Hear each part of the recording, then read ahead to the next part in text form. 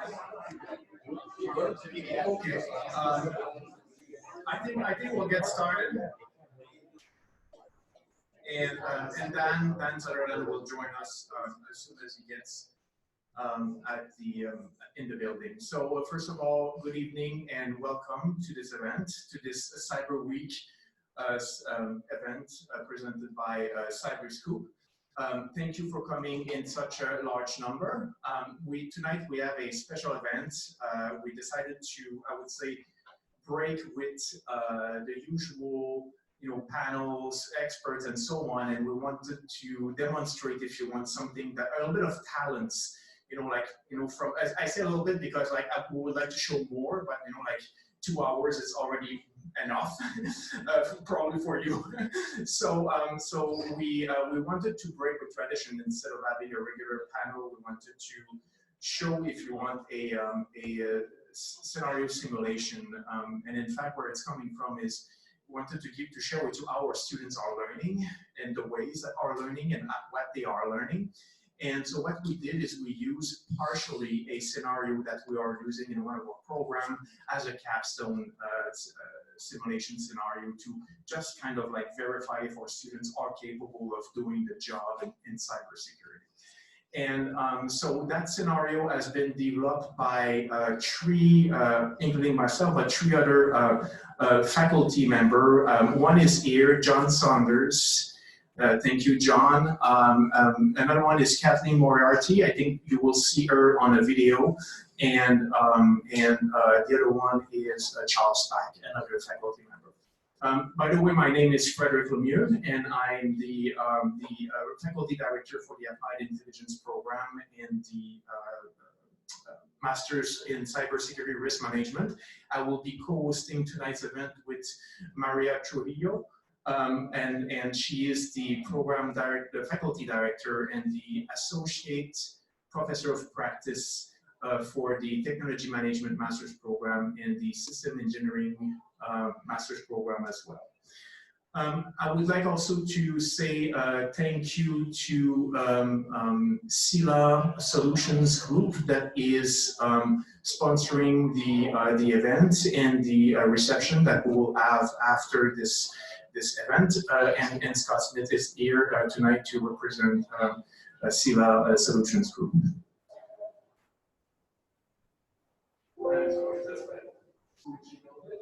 So yeah, so scenario, just to give you an overview. So students got the scenario, I would say 3 weeks ago, the element of the scenario and the task that they had to fulfill.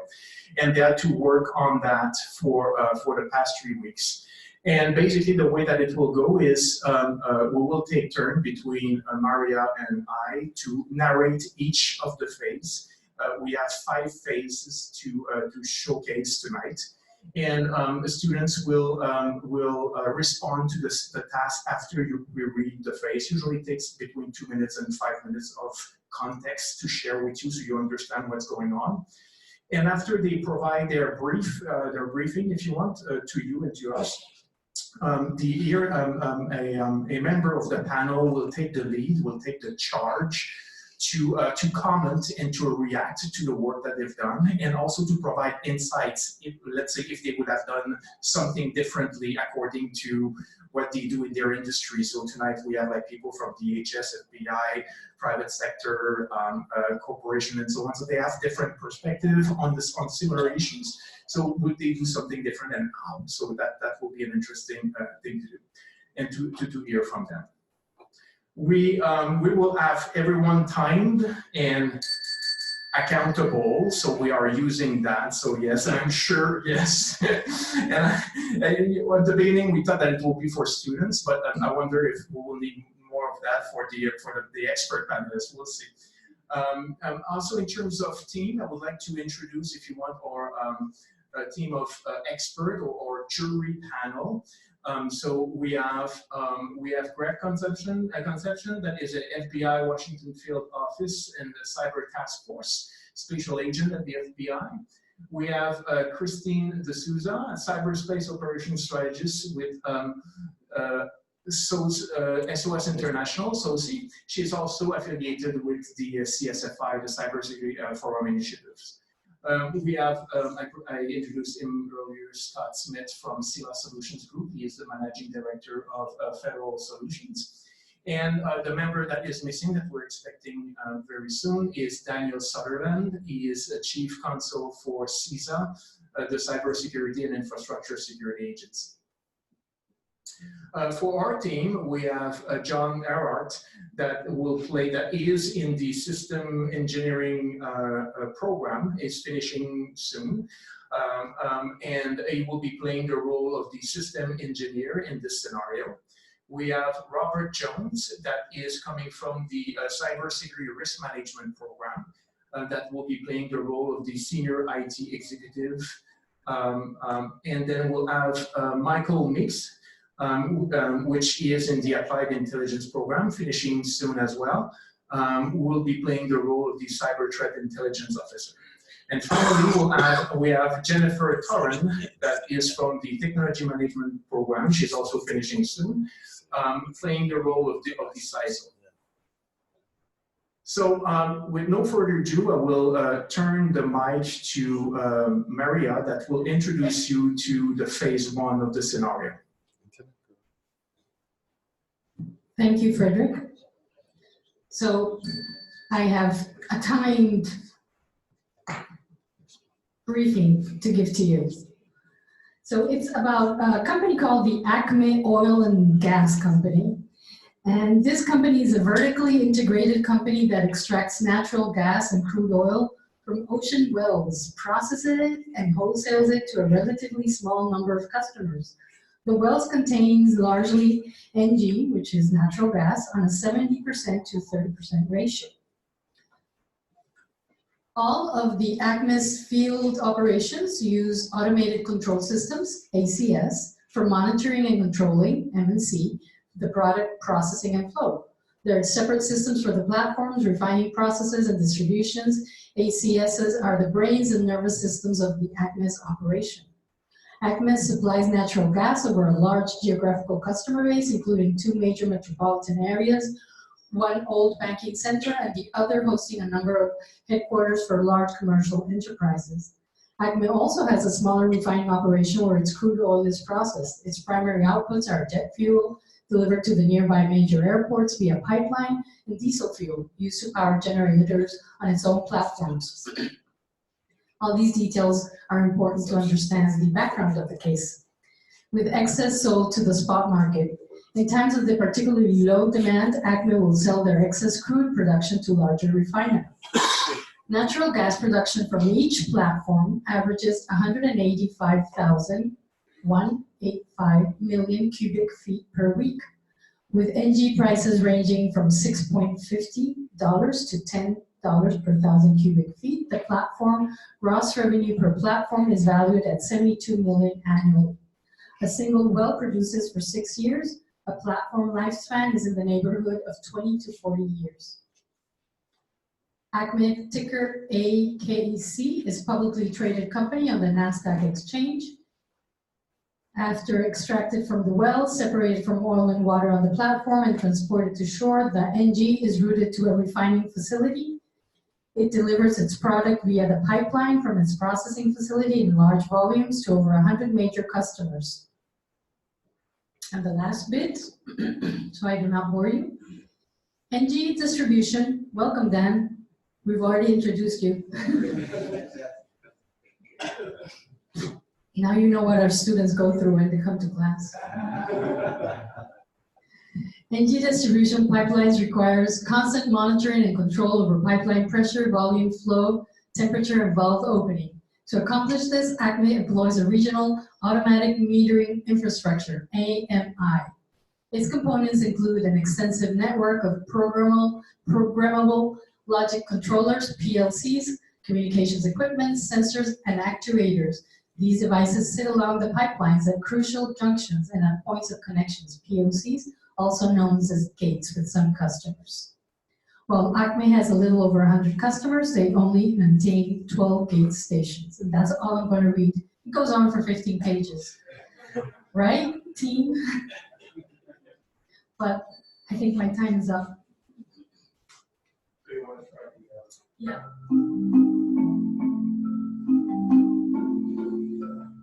Greetings. I'm Jennifer Expert, the lead cybersecurity threat analyst at Critical Infrastructure Company. As a valuable customer and a critical business partner, we are extending our disclosure to include Acme Oil and Gas Company. As our CEO, Mary White, indicated, we appreciate your discretion with this early disclosure information. We take breach matters very seriously and as such have contracted with external experts to assist us with the discovery of the full extent of the breach, as well as follow proper evidence preservation practices and disclosure procedures. I'm sure you have many questions and we hope to address your concerns with this early disclosure. As you're aware, we believe the initial breach occurred through an unfortunate spear phishing attack. The details of the attack are ancillary to our business and were extremely well crafted for a sophisticated attacker. We're still researching the threat actor group behind the attack, so we don't have information to shed light on that aspect yet to determine if partners such as yourself are intended as an additional target via this embedded backdoor. As you're aware, our device typically sits between a customer and it utilizes network, providing an interesting possible point of entry. The device typically uses standard protocols for communication back to your network for billing using an HTTP post. The HTTP post opens a connection between the device and your network to report utilization statistics used for billing purposes. As far as we can tell, the backdoor uses this channel and HTTP post to alter billing information and statistics, redirecting a siphoned amount to another account. In order for this to be realized as an attack, the internal systems need to be further compromised to the point where an account has been created in which to redirect funds. We assume the purpose is for use by customers that generate their own energy, as that provides a monetary incentive to execute the infiltration. Now, getting down to the interesting part, the key indicators of compromise that we have discovered to date include split HTTP post messages from a single device where two account numbers may appear, one in each request. It's a little difficult to create signatures to catch this, but possible. We believe this is a financially motivated attack, but are still investigating and may have additional updates as this investigation progresses. We'll be back in touch with additional updates as soon as we have them.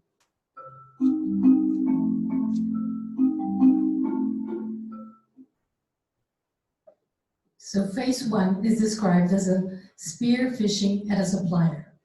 A notification is received from a critical business partner and supplier.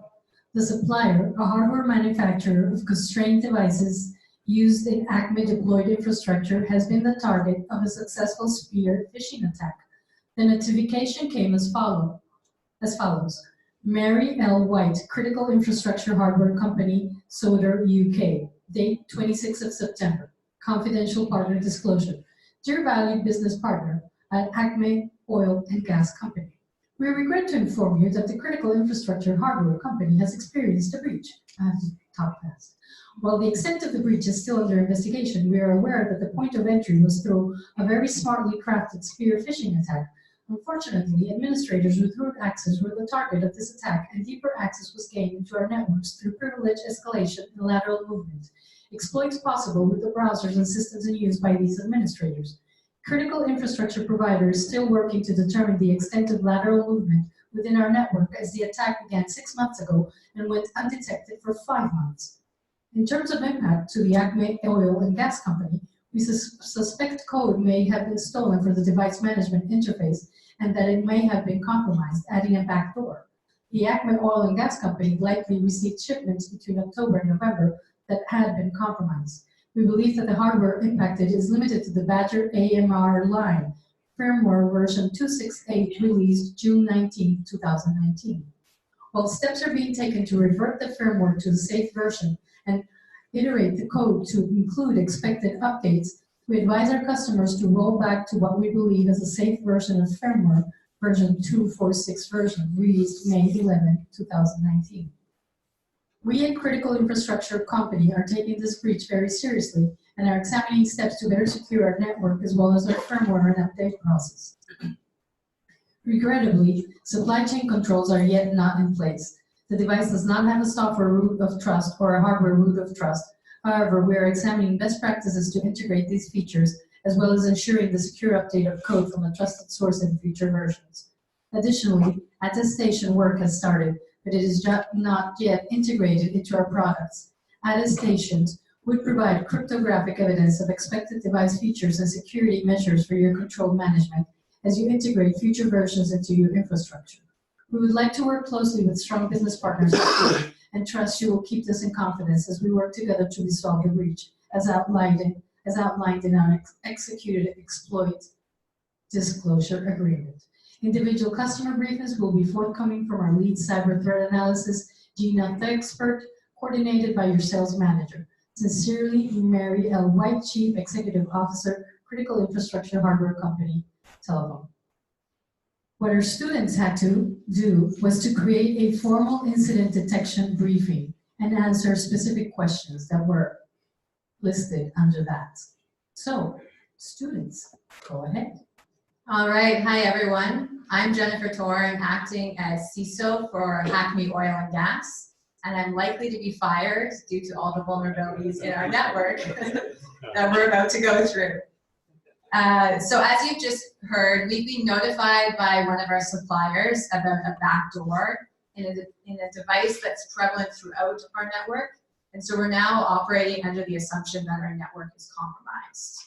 And today we're going to be going through an incident response briefing with our CEO to figure out what we know right now and what our next steps are going to be.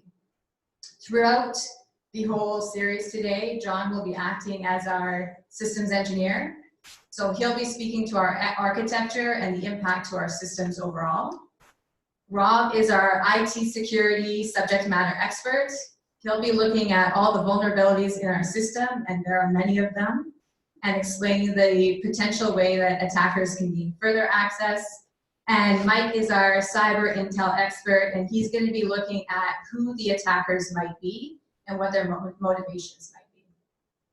Over to you, John. Thanks, Jen. All right, so you guys just got a lot of information thrown at you verbally without any pictures. So this should help a little bit. Maybe it'll just confuse you more. So we have a possible backdoor, the Badger controllers. These are where they're located. So the gate stations and the advanced metering structures. The Badger controllers are essentially computers that their purpose is to control industrial components. So they don't run apps or word processing or things like that. They keep industrial equipment optimized in the field and monitor and report back information. So as you can see, there's a lot of Badgers in our system. So all the gates 4 through 12 here contain Badgers and an unknown number of advanced meters. The advanced meters are natural gas metering systems that are networked and allow remote users to understand how much gas is being used. You can monitor the pressure, you can monitor the temperature, etc.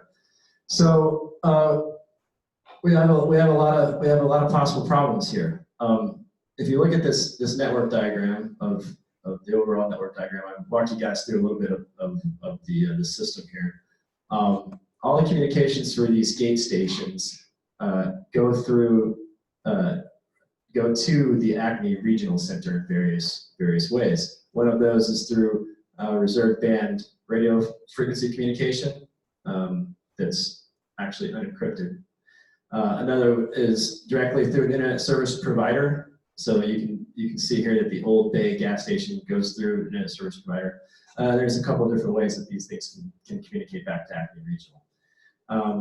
As you can see here, the business network is located here with the WAN here, and we have a backup center. So this is a network topology for the gas distribution system.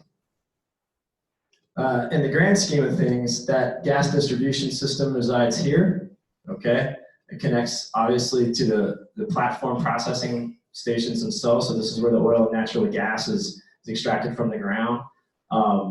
regional control center here, and then there's ancillary connections to our customers, such as the airports, refineries where the oil and natural gas is refined, and the power companies, New City and Old Bureau. So if our network is compromised, it can lead to some pretty drastic situations. However, first and foremost, if our network gets compromised, it could stop production. So this is a network diagram for the platform system itself.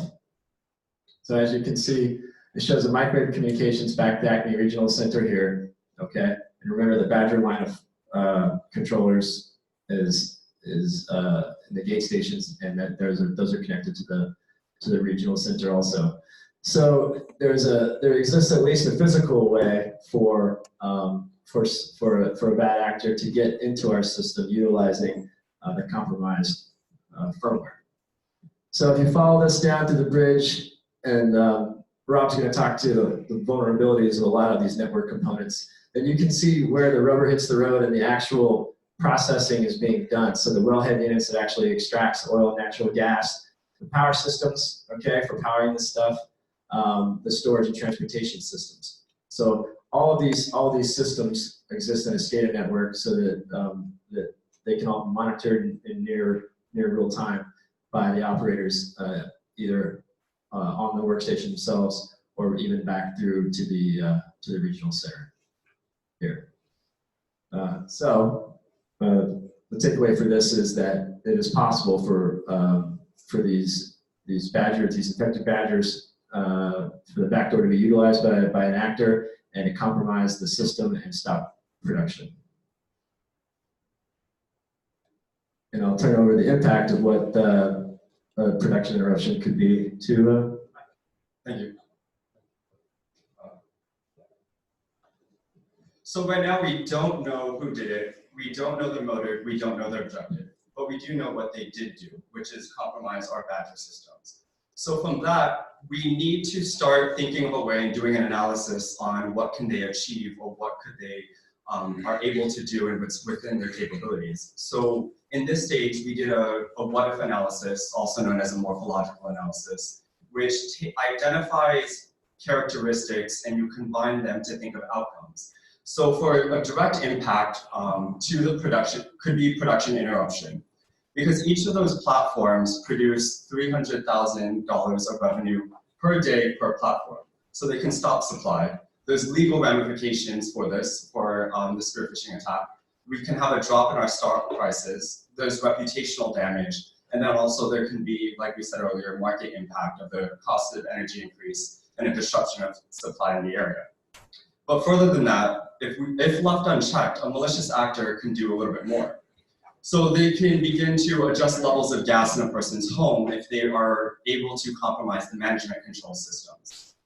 In 2013, the Department of Homeland Security did a mock penetration test on a small dam in New York, and they were able to adjust the chlorine levels within water.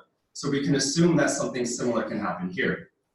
You can cause environmental leaks, you can overcharge battery banks to unsafe levels, you can change the fail-safe mechanisms to overpressurize pipes, which may cause explosions, and even further than that, there's potential loss of life. And then I'm going to turn over to Rob for the next part. Right. Thank you. So just wanted to talk really quickly about some of the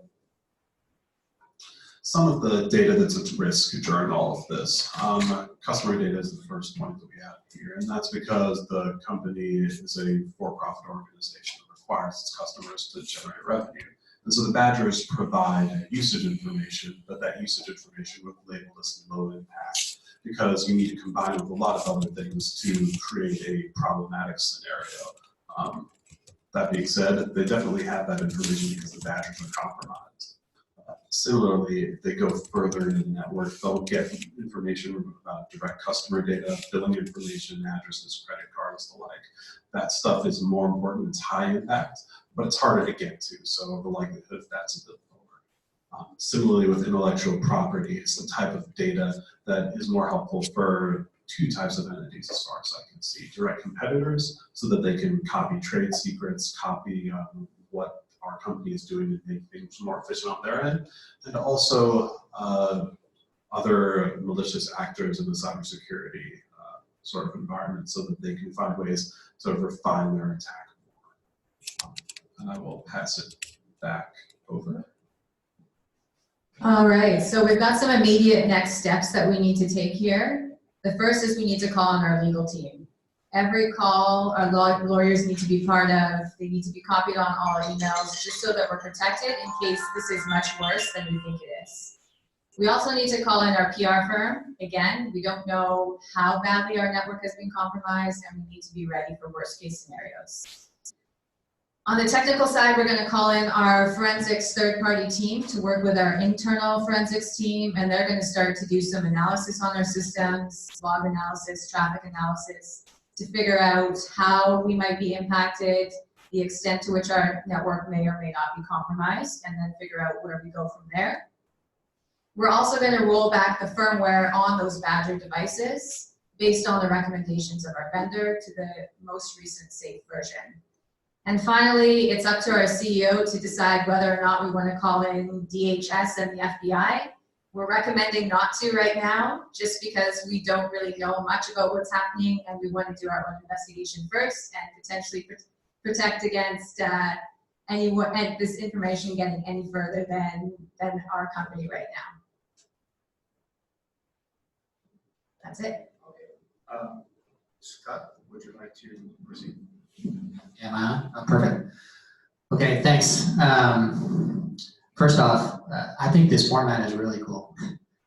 I go to a lot of conferences and it's a lot of one-way communication, so this kind of working through a real-life scenario is really cool. And to be on a panel that has government, I represent kind of the private sector. I work for a company called SELA. So my vantage point is really technology and private sector, but to be on a panel with government resources as well is awesome. I had a chance to meet some of the students earlier today as part of the video thing that we did, which was really cool. And I realized this is all above and beyond their current coursework, which is motivational too. Anyways, and by the way, we didn't get an answer key. I was waiting for the answer key and we never got one. So I'll give a few sort of observations and then highlight a couple opportunities, I think. So first observation in a positive way is immediate notification, right? I think when these types of things happen, time doesn't help, right? As time passes, things get worse. So I think the immediate notification was excellent. Second, you talked about notifying both legal and PR. I think that's awesome. This is a lot of organizations. I think the instinct is, let's go to the CIO, let's go to the CISO. This is an IT thing, let's solve it in-house. These are broad challenges that impact a lot of the organization. So, you know, the public affairs group, the legal group, the business unit that's impacted in the CIO organization is all very important. Another thing you highlighted in your immediate next steps that I thought was excellent is getting a third party involved. So what we find in industry is 80% of attacks happen from a privileged user, right? So someone that's got admin rights, which is the case of the scenario. So bringing in a third party helps to avoid the potential of maybe an insider threat situation where it's helpful to have an independent point of view. Granted, there's cost associated with that for the organization, so that's a challenging decision, but I think it's important for when organizations face something like this, bring in a third party to give you an independent viewpoint. So all good, awesome, like awesome instincts in terms of first reaction. I think from an opportunity perspective, you know, I think the whole risk assessment concept is important. So when John, you showed the architecture, this stuff's complex, this organization in particular. I think organizations need to go through some kind of assessment to look at what are they responsible for? Not only what are those assets, but you can't protect everything the same way. So there's got to be a risk assessment, prioritization, and it's not just high, medium, low. It's what's the financial impact if something goes wrong, and really quantify it. And there are tools in the market today that you could do that very easily in terms of prioritize plus quantify. So that's a kind of a nuance. And then I think the second part, I kind of touched on it, is the privileged user, right? I think there's an opportunity to recommend an organization to really look at who has privileged access. How do you control who has access to what? implementing tools that closely monitor those that have that access. If someone leaves an organization, are you removing that access? So really focusing on the user and the identity of the user and what access they have. So all in all, awesome job. Like, I think really cool to see you guys sort of think through the process, and I think the initial instincts are all spot on. I think there's just maybe opportunity to elaborate on kind of both the risk side and the privileged user side. So awesome. Thank you. Not bad so far, but there's a problem. There's phase 2, and there is a ransomware getting deployed. So what are we learning in that phase 2? So several offshore platform operators at Acme Regional Center, or ARC, have reported an inability to access the main control system on the offshore platforms. Acme has 10 offshore platforms, and 4 are currently reporting issues. To date, only the 4 platform central operation systems called Supervisory Control and Data Acquisition, SCADA, are impacted. Subsystem operations remain active and the oil and gas processing is proceeding, but operators must now move from subsystem to check their status and hand record critical data. This recording is normally automatically monitored and recorded on the platform master's control room, or MCR computers, contained in the server room. Unfortunately, the only data being reported back to the ARC is via the out-of-band means, such as a phone call or text messages. Platform communication from subsystems to the master control room, SCADA, have been completely blocked, and also from the MCR to the ARC, and apparently from and to the core network. All SCADA apps on the MCR computers are locked up with a ransomware notice displaying. Acme is attempted to stick with a particular line of human-machine interface, or HMI, software and controllers as SCADA package for all platforms, but due to acquisitions, the generation of SCADA application package may differ among platforms. Nonetheless, the SCADA package employ a common browser-based interface built with HTML, Java, and C++ programming. The protocols for communication and data collection have been standardized and are well known. Due to its unique nature, the control system application package for the master control room at each platform has a replacement cost value estimated at $2.5 million, but time to recreate it could stretch for many months if all copies were lost. 3 platforms were recently upgraded to a new generation of processing equipment and a 3rd generation control system. None of those locations have been affected by the attack. Acme suspects that the upgrade have prevented the exploit from extending to those platforms. Along with the major processing equipment upgrades came the replacement of the central and subsystem control systems used to manage the platform. The new SCADA systems run a very current and easily patched Linux variant instead of the previous Windows XP OS and XP-based HMI and communication software. Remember, the name of the company is Acme, right? So the XP version could not be patched due to its end-of-life status, nor upgraded due to limitation of the 2nd generation programmable logic controllers, or PLCs, as well as a lack of compatible software. Access to troubleshooting or reprogramming the affected platforms, MCR computers, or subsystem monitors and PLCs is only possible through a command line interface. And it's normally handled by a special Acme control system team using a special master laptops, not routinely aboard the platform. Since all remote communication is handled indirectly through the MCR, remote access from the ARC to those subsystems are not possible. The equipment turnaround for the new system involves long lead time up to 4 months. The replacement systems hardware have been limited due to backlog in procuring the new oil and gas processing equipment. Based on Acme priorities and budgeted expenses, it will take around 3 years to upgrade all the platform system at Acme. Potential revenue losses? no need to repeat it, but I want to make sure that we have those numbers in mind. A single platform contributes to gross revenue around $200,000 per day. Most costs associated with the platform are fixed in labor and equipment. Now, the team has been tasked to prepare a vulnerability assessment report of the ransomware attack. We are listening to you now. Okay, all right. So as a reminder, I'm playing the role of the IT executive or IT security subject matter expert. And so there are three things I'm going to do for this phase. First is going to be talking about some of the vulnerabilities that we can see on our Acme network. The other is going to be describing scenarios by which the ransomware could have achieved what it achieved and affected our systems. And then the third is taking a analysis of the ransomware and see if we can get any more information about what it is and what our options are for resolving the situation. So for network vulnerabilities, we have a plethora of ones that are sort of affecting our network right now. We're starting with zero-day vulnerabilities at the top, but you also notice a havoc at the bottom. And that's because it really depends on how bad that zero-day vulnerability is. Some are going to allow for a large amount of compromises to occur, others not so much. And the formula for risk is at the very bottom of this. It's damage times likelihood of exploitation divided by the cost of mitigation.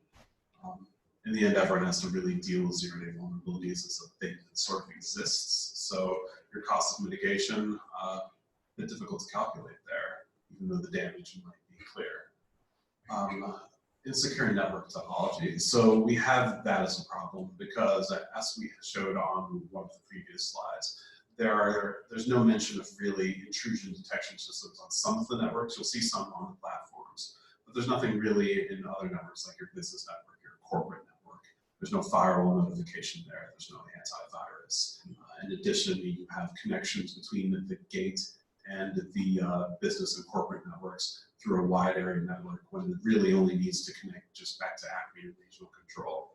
And to repeat a point from earlier, the gates connect to Acme regional control, and then Acme regional control connects to your billing and corporate network so that the usage information is translated into relevant payment information. There seems to be a way to short circuit that, and that's an issue. Similarly, unsafe data processing. So we have, based on the video that we saw earlier on, apparently the gate can send information via an HTTP post, a basic web form submission thing. And that will be just taken at face value by both the Acme regional control and by the corporate network that assigns the billing stuff. So that data isn't being sanitized. It's not being scrutinized heavily. And so that gives an opportunity for hackers to sort of put a bunch of compromising information there that can be used to take control of the system via something like an injection attack, a common web application vulnerability. Moving on, we've got outdated hardware and software. All of these switches on the platform's networks are outdated. I don't think any of them is currently within end of life except for one device. I think, okay, so most of the sub switches, all of them in fact, their end of life date was January 2018. For our hardware, we mentioned we're running Windows XP. That hasn't been updated since 2014. Similarly, there's a version of Windows Server that I don't think was part of this attack, but there's some vulnerabilities with that Windows Server 2008 and 2012 that were identified in one resource that's important, MITRE's Common Vulnerabilities and Exposures List, the CVE. It basically gives you a list of vulnerabilities that are present at any given time, and during the time of this window, there were around half a dozen remote code exploits available for Windows Server, both versions that are being used here.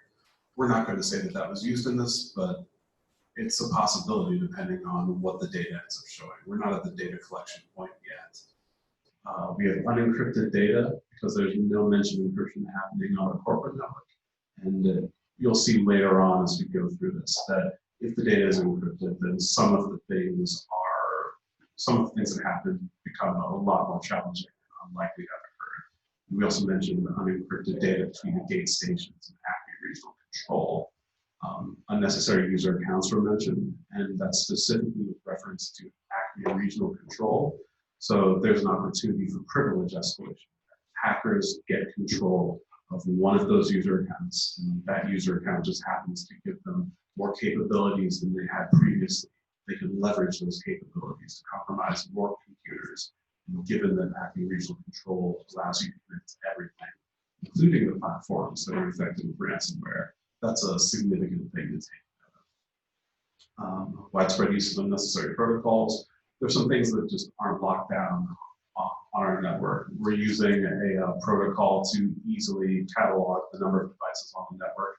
There's probably another way that can be done. Hackers can use that to just easily enumerate potential machines that they can attack later on. Static IP addressing, I recognize that that is both a good thing and a bad thing. It's a good thing in the sense that you can easily set up firewalls to prevent access from unwanted IP addresses. It's a common thing if you work with Amazon Web Services, for example, to say, okay, I want to define a security group, and that security group has computers that can only be accessed by this IP address, that one. But the double-edged sword of that is that if a hacker finds a vulnerable machine at an IP address, they don't lose it because it's at that IP address. So it's something to keep in mind. It requires you to use other components in addition to it if you want to maintain security. So we're going to talk a bit about potential ways this whole thing could have played out. And normally what you would want to do is have security logs and tools that are used to go through those logs and files and forensic evidence. We'll talk about that a bit more in phase 4, but for now we're sort of just brainstorming, okay, based on what has happened, the ransomware just hit, how could this have affected us? And normally you would want to start by doing a vulnerability scan, but that's not going to catch all your vulnerabilities and give you a good starting point. You need to have security staff that's trained to use the equipment that does the vulnerability scanning. We know that we started at the gas gate station. Does this screen turn on? Yeah, it does. Go figure.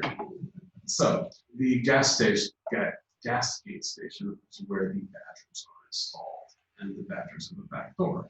So that back door in our analysis can be used to exploit some of the vulnerabilities that we just did. So it can be used to modify an HTTP post request, which goes from this gas gate station to Acme Regional Control. And if you modify that HTTP post request, you can do something like an injection attack, which is instead of providing expected values, you can provide something such as code or a large amount of data that creates a buffer.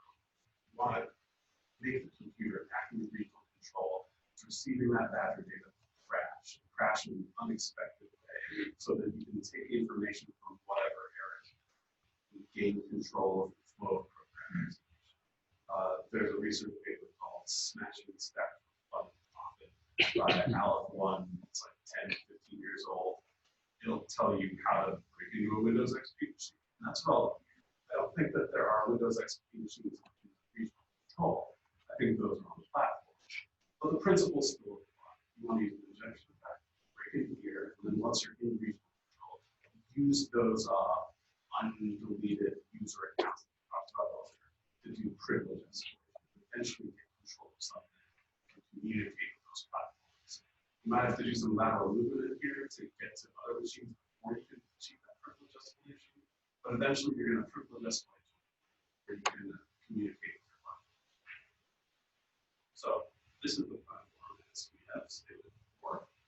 It is receiving communication from Acme Regional Control here through both microwave beams and satellite, one of the two. So there's official mechanisms from Acme Regional Control to communicate with these workstations. And these workstations can officially communicate with these infected machines down here, including the ability to modify them in ways that could involve the installation of ransomware. Now, if we're being generous to the hackers, we assume that all the communication from Acme Regional Control is loud and fine, and they can use their privileged accounts from the previous slide to communicate with these workstations and then install the ransomware on these machines. Or we can say, okay, they have to work a bit harder and use the machines from the previous slide to do something like nmap, run a scanner to identify the other machines on the network, run something like Nexus to identify the vulnerabilities at those machines on the network.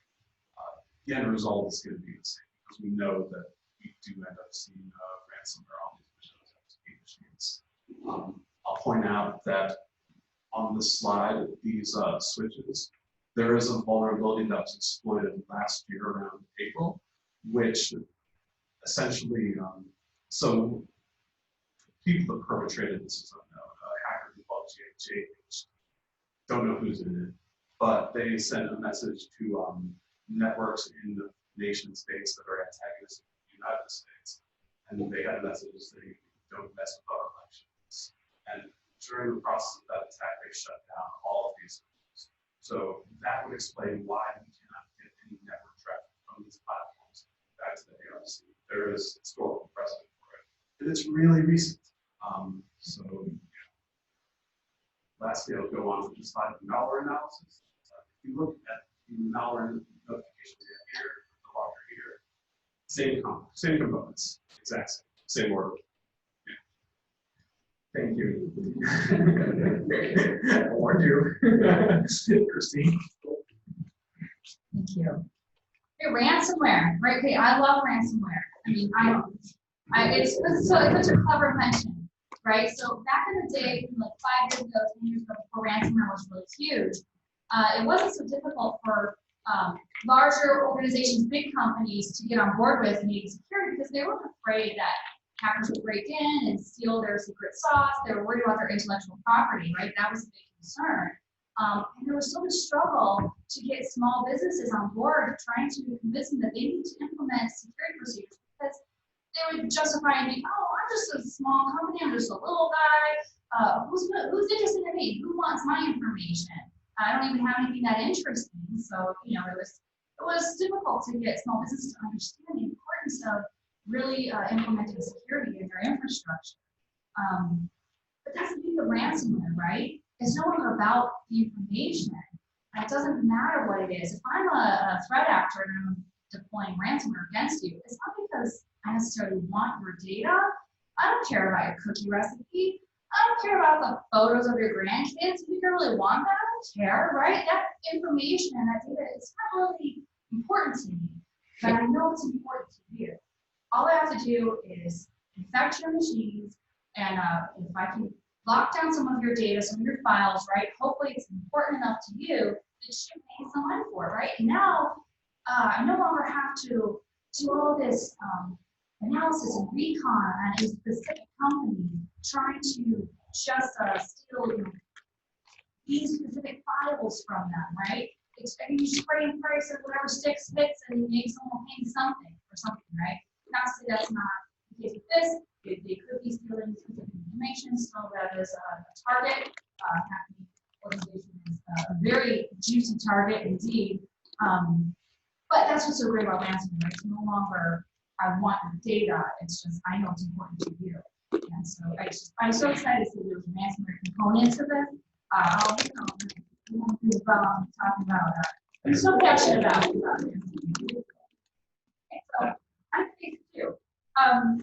You have listed vulnerabilities. There was vulnerability with the insecure network topology, right? So the fact that the OB gate gas station communicates to the ARC over an interconnection that is shared with the business network and the corporate networks, that was very scary to me.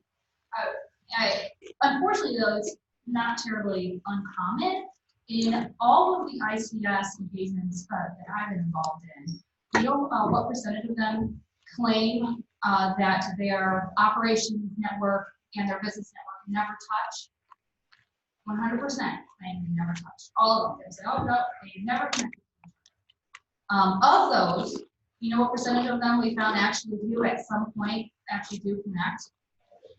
100%. All of them. The ones that I've been on, okay? There is at some point a time, whether it's through a third-party vendor that's connecting to do a patch or an upgrade, or someone from their own maintenance team connecting to pull logs or what have you. But at some point, they're never connected even just for a few minutes, and that's where ransomware or other kinds of malware can get in. Because your business network, it's all kinds of nasty junk flowing all over it, right? You have employees that are using email, they're surfing social media, they're web surfing, they're clicking all kinds of fake, right? Who knows what that's gonna get? And so there's all kinds of dangers floating around in your business network. So to introduce that into your operations network, it only takes a few minutes that's something to connect. So it opens it up. So that's very scary stuff. You had a vulnerability with old and outdated hardware and software, again, for obvious reasons. That's definitely a concern. You had unnecessary user accounts. Okay, this upsets me to no end because it's just sloppy and it's very easily avoidable. I can appreciate that you have old, end-of-life software or hardware, that it can be difficult to upgrade it due to how complicated the acquisitions process can be. For that, I can understand like this, have outdated and old user accounts still active, it's just unacceptable, right? There's no excuse for that. I've actually seen this firsthand earlier this year with, we responded to, it was a chemical company that had, it was compromised, and it was compromised with a ransomware through, because there was an old account with a login name of shipping. And the password was just the name of the organization, the company's password, right? They hadn't used it in years. They set it up a while ago, probably with shipping, I would suppose, right? They hadn't used it in years, but it was still there, still active. And so it was easy to get in, and that's how they were being compromised. So that's why this one upset me so much, because that's just so easy to mitigate. That's all it's easy to prevent. So yeah, the unencrypted data transit and rest obviously leads to risk of loss of confidentiality if the communications are intercepted. You had also the unsafe data processing. So again, without the traffic going over the HTTP post requests, without that being looked at and checked for anomalies or anything, then malicious actors can manipulate it without being caught because it's just going unchecked. Same thing with the other vulnerability about the you had widespread use of SNMP that was in there. So because it's commonly used in this scenario, the master control room, then malicious use of SNMP could go unnoticed as an anomaly. And then finally, the static IP addressing, right? That allows threat actors to maintain persistence if they were able to compromise that. So good catch on that one, because it's not the same IP address. So you guys had a really, really great analysis, very thorough of the, it wasn't very clear, but the possible combination of vectors of how ransomware has gotten in, whether it be through the supply chain, you guys talked about the supply chain of the new systems that are being upgraded to, but also to the shared WAN connection. That's my big concern. I said everyone who claims that they don't connect. This was just had it straight out of topology, like, yeah, we just go right here. So that would definitely be a vector for that, as well as the unpatched older operating systems. So you did a really great job, very thorough on the ransomware vulnerability analysis. As far as how I would respond to this phase, or if I were doing anything different, one thing that must always be taken into consideration when you're talking about ransomware is the current status of backups. How old are they? How complete are they? But looking through the backup material of the scenario, really didn't have much information on it. There wasn't anything about backups, so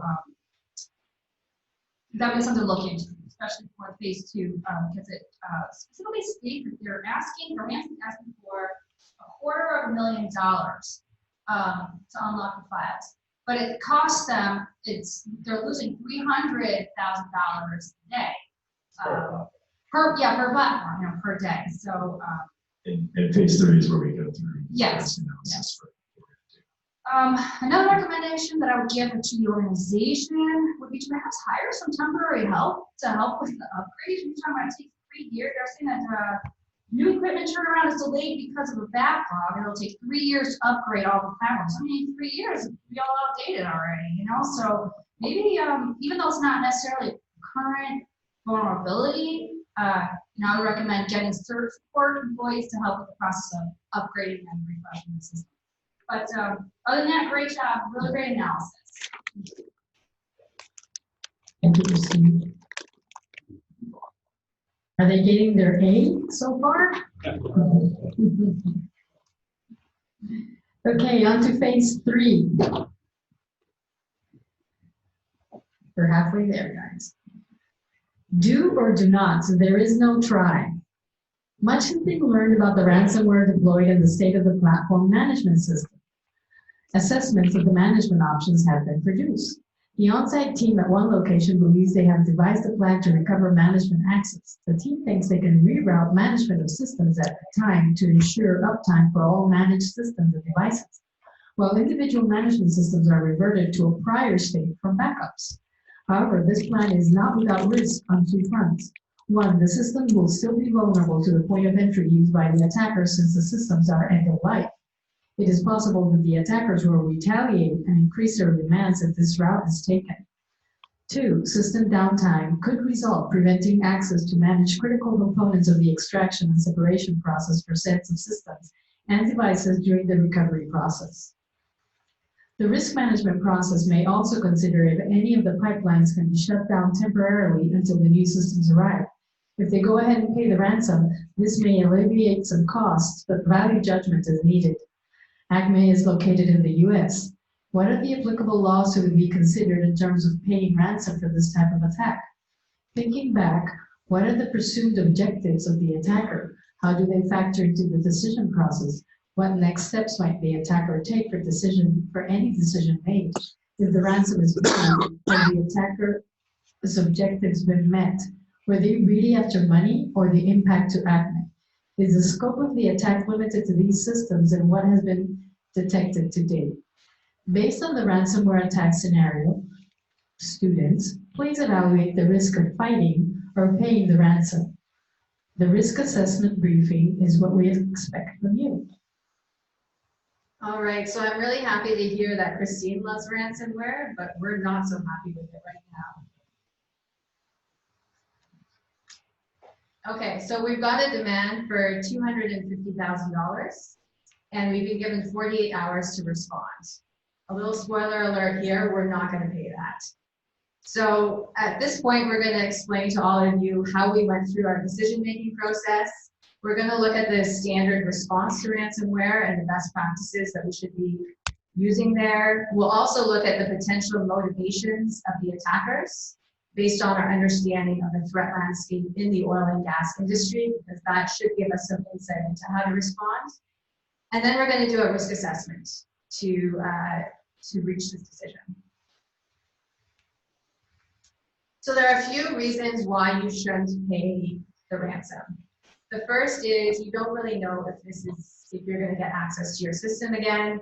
After all, these are malicious actors who've just overtaken your systems and they're not the most trustworthy people out there.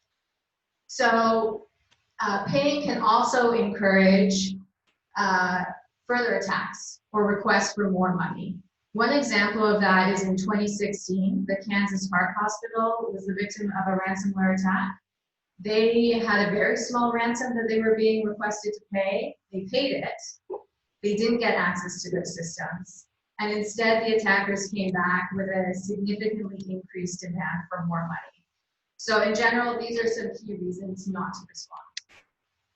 In addition to this, although the ransomware suggests that the motivation may be financial gain for the hackers, we're a little bit skeptical of this. Based on our understanding of the oil and gas industry, paying a ransom is a fairly small sum in the grand scheme of things compared to the data that we have if the attackers are successful in accessing our network. There's been a fair amount of research done on this in the last few years by Deloitte, by Ernst & Young, by various governments and governmental organizations. And there are some key reasons for attackers to go after the oil and gas industry. These are probably not coming as a surprise to you guys now. So one of them is industry espionage. Another is disruption of operations and critical infrastructure. There's also cyber terrorism and stealing data.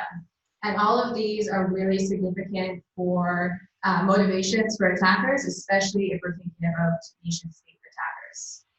So one example of this is in 2014, attackers targeted 300 companies in Norway, and all in the oil and gas industry, surprisingly enough. I was like, are there really 300 in Norway? But there are. They were all attacked. And the expected, or the motivation that was suspected was that they were going after intellectual property. And we think that that's likely the scenario here.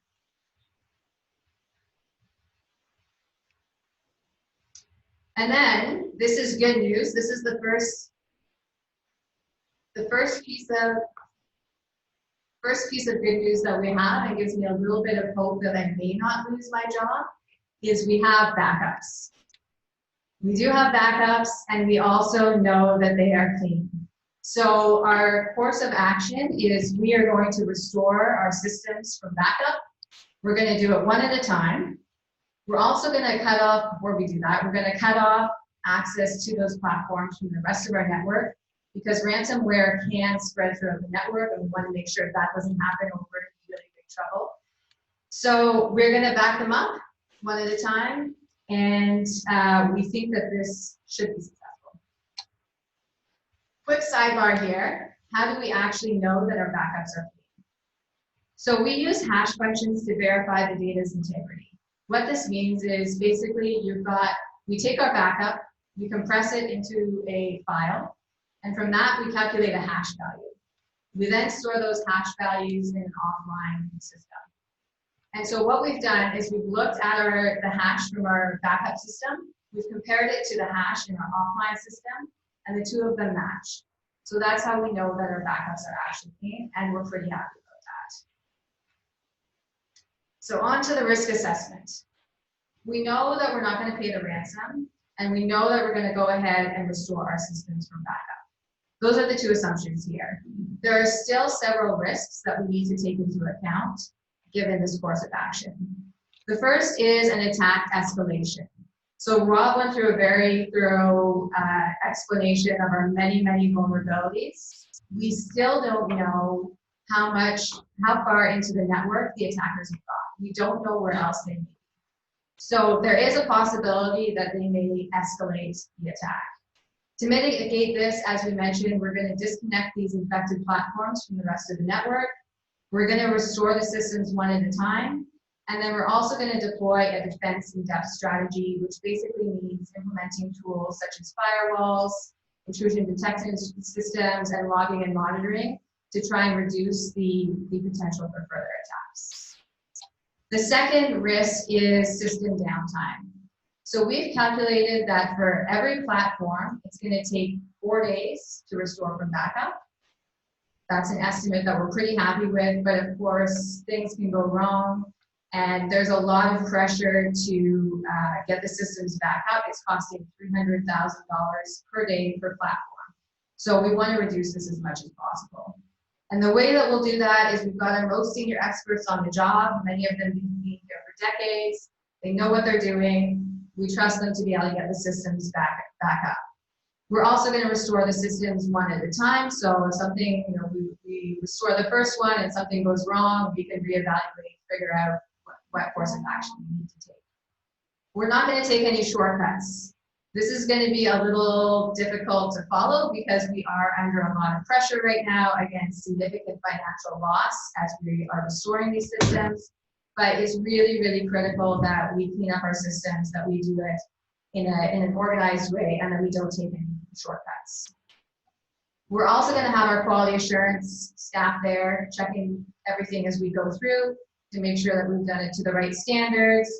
And then the other option that we do have is, because not all of our platforms were affected by the ransomware, we can ramp up production on the other platforms to compensate for some of the lost revenue. It won't be all of it, but it will help a little bit. And that's it. Thank you. Dan, we'll let you go with the charge. Okay, great, there I am. All right, and you'll shout at me when I'm going too long. Yes. Well, if I could start by commenting on your job future. You're either in a very good place or a very bad place. You're in one of those two. Let's assume you're in the good place, but if you're in a bad place, I appreciate that. I think people we interact with a lot in these incidents. We sitting back in at the home office don't think about the stress on the person as they engage in the incident, and it's real. and it is somebody's job that they're thinking about in addition to the incident. We're going to assume though that you're in a good place. This company has hired a CISO, and that we're going to assume that you've been telling them all along, month after month, year after year, how to handle this, and probably the CIO has said, no, we're not going to do that, that's too much money, that's too much time, too much trouble. And so you are now the hero of the day, because they know they should have been listening to you. But this company has made some very poor decisions and some very good decisions. So let's start with the poor ones, since they seem to be prevalent here, and they cascade, I think, as you get through each phase. And I think Greg is going to pick up. I don't know Greg, I met Greg, but I'm reading his mind, and he's going to say the same things, or he's going to expand upon it in just a minute. But the first basic mistake that has been made that is cascading here as we go through each phase is you didn't prepare. I'm sure you told them. We need to run exercises. We just have an incident response team. We need to plan it out. And if you have an incident response team, if you have policies and procedures in place, you would now be able to act.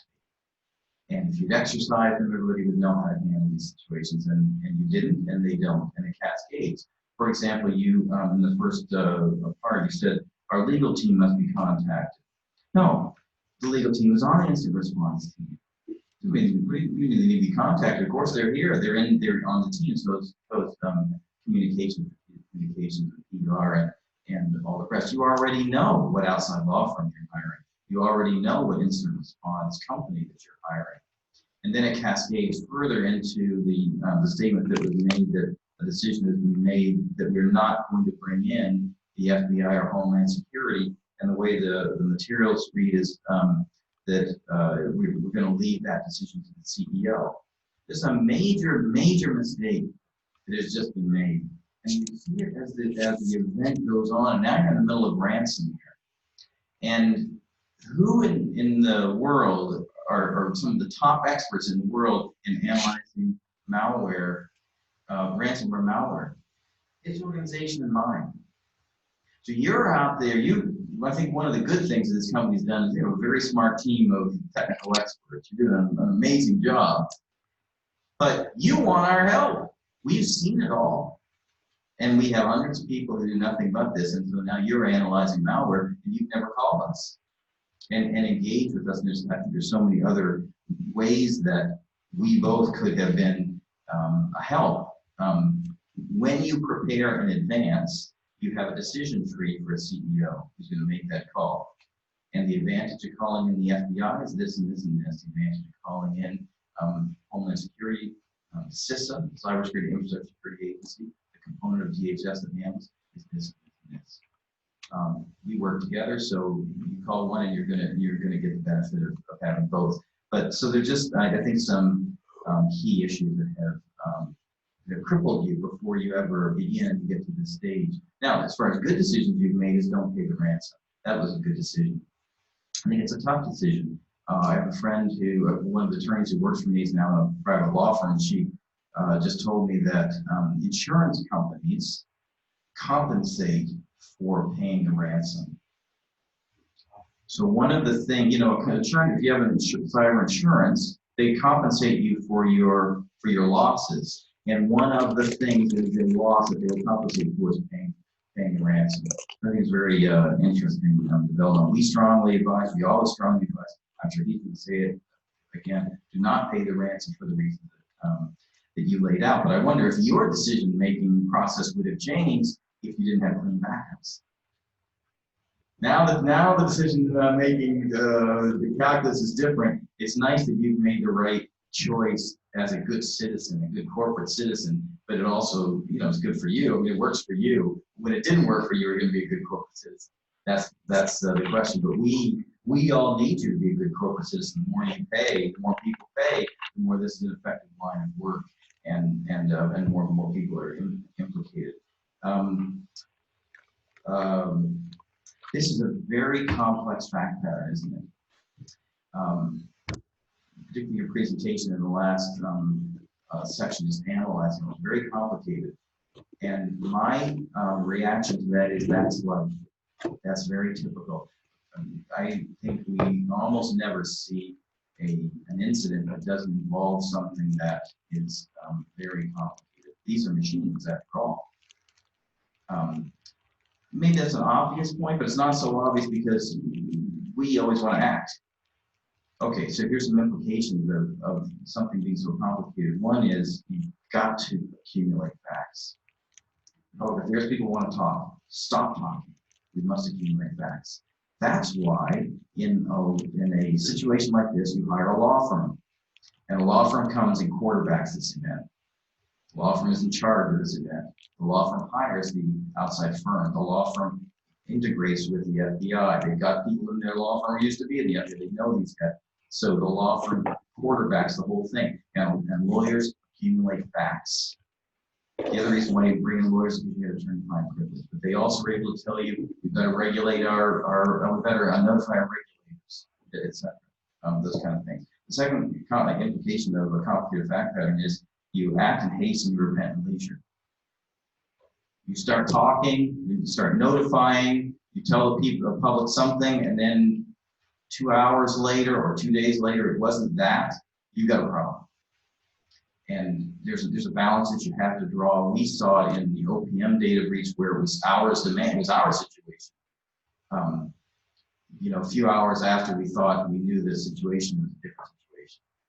And a few hours later, it was a different situation. And 2 days later, it was a totally different situation. And so we kind of experienced it in not just trying to help somebody, but experiencing it. And it's, you act in haste, repentantly, you gotta be careful to get the facts right. You have to have a very clear command and control system. So somebody is in charge. So you're all running and doing all the things you're doing, and literally at this time, you're working 22 hours a day. Great, that is what's supposed to happen. Somebody's got to be in control, where you're reporting out and they are calmly sorting out where we're going. And the last thing is you, in a complicated situation, you've got to have the expert help of government with you. And you are, at this stage, you are believing that, but you should have done that a bit ago. Well,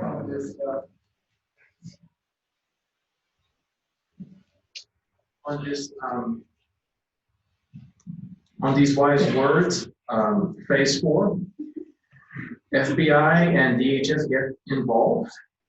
So the president and CEO of Acme has been contacted by the FBI as a part of a larger investigation spread across multiple gas and oil producers. The FBI has been monitoring the exfiltration of data from producers. Other agencies involved include DHS, CISA and TSA, FERC, and the state regulatory agencies. The data being exfiltrated includes customer billing and usage information, as well as privacy-related data for those customers. As best as the FBI can discern, the data is leaking to threat actors in Russia. It is unknown if the threat actors are state-sponsored or acting on their own for monetary gains. The data is being exported to a mix of storage providers, including Amazon, Dropbox, and other locations in which energy producers expect to see as a part of a normal network behavior patterns. This would have been very difficult to detect at any one of the organizations. However, the threat actor group was being monitored more broadly by the FBI from prior activities and an awareness of their common TTPs. The FBI provides a set of indicators of compromise, or IOC, for Acme to begin to assist them in the larger investigation. Explicit instructions are provided on how to use the IOCs and to ensure no action is taken to stop activity at this point in time. Additional monitoring is necessary to attain the evidence needed to root out the threat actors and their motives. So we have tasked the students team to prepare an incident response management briefing for the FBI and DHS that describe the incident life cycle. So we are listening to you right now. Okay, so you guys have taken in a lot of information, a lot of phases. So just recap this real quick. The CEO made the right call and contacted the FBI. So we got that going for us. In addition to that, we made the decision, which maybe we should have made a long time ago, to join the InfraGuard consortium. So we're part of that. We're getting information from the FBI and DHS. They're giving information to us, and we're working together as a team. So the FBI has notified Acme that they've seen these indicators of compromise. They've given us the indicators of compromise and notified us that they've actually been used on some other oil and natural gas producers in the region. And so we took that information along with our FBI DHS team and applied recommended tools and processes. And to these IOCs, identified some additional internal IOCs and prepared a new briefing for the FBI. So this briefing covers the summary of what's happened to Acme so far, walking through our notification from our vendor that we had some bad firmware and some controllers through the malware and characteristics of it. We're gonna then talk to the FBI about the chain of custody processes that we're using to make sure that the forensics stays clean and that information is usable in the future. I'll show you. We'll show the FBI the list of IOCs they gave us in our new IOCs we're going to use. I'll have Rob here talk about the tools that we use to investigate those IOCs and additional planned system modifications for after the FBI and DHS is satisfied with forensics, we can go ahead and move forward with cleaning up our system. Okay, so the breach summary, I just went over this. We can read through. The ransomware attack was a crypto locker style attack. Rob was out of time, but that's it. He didn't get to go into that too much. But it was an attack on our SCADA system that attempted to stop oil production. We did not pay the ransom, and we successfully restored the backup. So just another summary there for you. Now, chain of custody. This is some of the steps that we took to make sure that our chain of evidence and custody is secure. Make copies of relevant logs, computer systems prior and ongoing prior to and with the ongoing forensic analysis. We've established a physical chain of custody, so it's clear how evidence is transmitted from one entity to the next. We've taken steps to conduct the forensic analysis, make sure they're being logged so that third parties can replicate the findings. So that sort of like doing the experiment with an independent reviewer. And we've a management system has been identified to develop. A management system has been developed to identify which systems contain these files and catalog them. So that can be useful for us for the forensics team for the FBI. So the indicators of compromise again, you guys heard it, but we'll show it up here for you so you understand what we're going to be looking for. HTTPS calls to Amazon Web Service, Dropbox, Simplicity. And so these are actual things that actually happened to other oil and gas producers, so very cognizant of these. DNS traffic to command and control servers with slow data leaks to specific IP addresses. Patterns of traffic during working hours in Russia is another indicator. We've identified low security email servers for lateral movement that we're taking advantage of, and the attackers tend to rotate between six infected facilities. Now I'll hand this over to Rob to talk about some of the tools that we're going to use and have been using to pursue these indicators of compromise.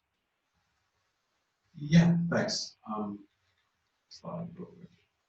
Okay, so I'm not going to talk about all of these, just going to say really quickly, tools such as Splunk and Kibana are used to review logs during an event like this. So you can create a timeline of how your system was compromised. You can find the point of entry. You can find how the malicious actor propagated from one network to the next, one device to the next. You can then figure out how they aggregated their information. Essentially, you can figure out how they avoided detection. They did something like poisoning the logs that you have. And then you can find out exfiltration. And a lot of this is done because internet traffic is source information and destination information for the IP addresses. So while that might not work as well outside of the network, internally, you can see the order in which you were compromised. And you can use that to inform your forensic analysis and how you present the information to the CEO or FBI or anyone that you're really working with. And as Jen mentioned, things like hashing are useful here because you can more precisely identify the ransomware. We said it was CryptoLocker before. We based that on how it looked in the notification. We could have also based it on the fact that it was only affecting Windows XP machines. CryptoLocker only affects Windows machines, and the Linux ones were somehow safe. Odds are it's more indication of that. But here we would take a hash and we would compare the malware signature using these tools and be more confident in our answer that way, and potentially identify other things we can do, such as decrypted, because CryptoLocker is old. It's from 2013. Decryption keys are available. So if the backups didn't exist, that information would have given us a potential avenue back for restoring our systems. Thanks, Rob. So let's look at that again, another network diagram. You guys are getting a lot of information, you're not really seeing much. So the indicators of compromise sort of dialed us in to focus on our business network, because this is what was going on with the other companies in the region. So using some of the tools that Rob just talked about, we began analyzing our network, not just the business network, but we focus on the business network. That's where our intellectual property resides, customer records, and things of this nature. And we have some results. So our business network has experienced limited breach, and some IPs have been exfiltrated at this point. DHS and FBI are immediately aware of this. We're working together with them in real time. No customer personal data has been exfiltrated at this time, and we're continuing to monitor the situation to continue to gain evidence and potentially help the FBI identify the threat. So I will ask Greg to lead the charge, and maybe Dan, if you want to complement what he has to say. Yes. Okay. First off, good job. I think, as Dan alluded to, the one thing that we had brought to attention before was just the hesitance of the company initially to engage with law enforcement or FBI. Obviously, we understand you guys have to consider different ramifications to your business. How's it going to affect your shareholder price? How's it going to affect the public image of the company? But as you can see, prior to that, the FBI was already aware of different types of compromises, already looking at particular actors, these actors that were already attacking other companies right in the same field. So as you alluded to, if the company had maybe utilized the available resources by early engagement of law enforcement before, like InfraGard, as you mentioned that, actively engaging in InfraGard, then you might have had a posture where you've already had a contact with law enforcement, had a contact with FBI, maybe had some additional outreach briefings early on. As being a member of InfraGard, you would have been given access to different intelligence bulletin, flashpoints, different kind of intel that we produce and provide to more private sector colleagues that also help us to look out for cyber actors. So you would have had a better kind of understanding, maybe originally, of different actors, state actors, hacktivists, whatever specific cyber threat was that could be something that your company would be interested in protecting. So in this case, it was the FBI contacting you guys. But again, picking up from that point, again, one of the other benefits of having that engagement with FBI is that because of the fact that we were monitoring these other actors, we did have IOC, we did have TPPs that we could provide you guys to be able to then do your own continued forensic analysis to help us not only collect evidence, but see exactly what was going on. I definitely liked the fact that you guys had used a third party to do your forensic examination. There's just some considerations with that, always to make sure that whatever third party you're using, that you ensure your legal counsel and whatnot, that they do have expertise in forensic examination, doing chain of custody, preserving that kind of evidence for you so that when we do come along, that we have the ability to pick up and work with that team and then be able to replicate whatever actions they've taken. So definitely good job on preserving the chain of custody.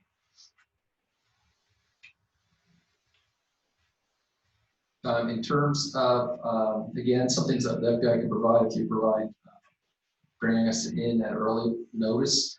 The FBI has what we call computer action team or cyber action team, which is comprised of specialized cyber agents, computer scientists, different type of forensic examiners within the Bureau who are specialized and have engaged and work in all kinds of different nation-state actor kind of events. They come with a plethora of different types of tools.